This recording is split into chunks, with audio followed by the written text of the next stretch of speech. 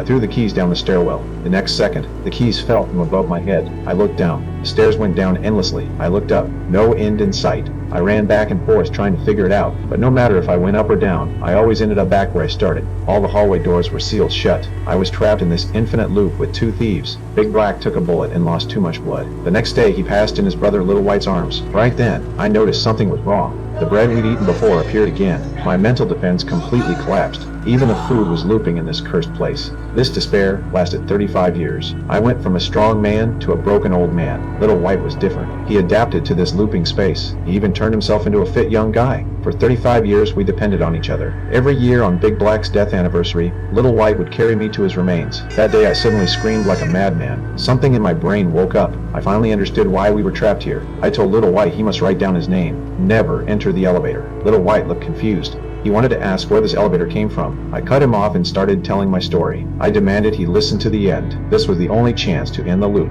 70 years ago, I got trapped on a mysterious highway. I was only 10 years old then. My family went on a happy trip. My stepdad carelessly gave my sister a sip of a drink. Her asthma kicked in. In the panic, the inhaler broke. We had to turn back to the gas station we'd just passed. Half an hour later, we arrived at the gas station. We got allergy medicine. It could ease the symptoms temporarily. Now we just needed to get to the hospital. My sister would be safe. But on the way back, my parents were busy arguing. They didn't notice the road signs were wrong. I noticed and wanted to warn them, but their intense fighting scared me into silence. That one hesitation sent our entire family toward the abyss. 2 hours later, we still hadn't found the exit. The car was back at the gas station again. We rushed inside looking for people. The gas station that had been busy before was now completely empty. The silence was terrifying. My parents panicked. They quickly changed direction and sped away. My sister's symptoms got worse and worse. She could suffocate at any moment. The next second, the car was back at the same billboard, back to square one again. Mom went crazy and stopped trusting Dad's judgment. She insisted he took the wrong way. She carried my dying sister out and laid her on the ground. She refused to go any further.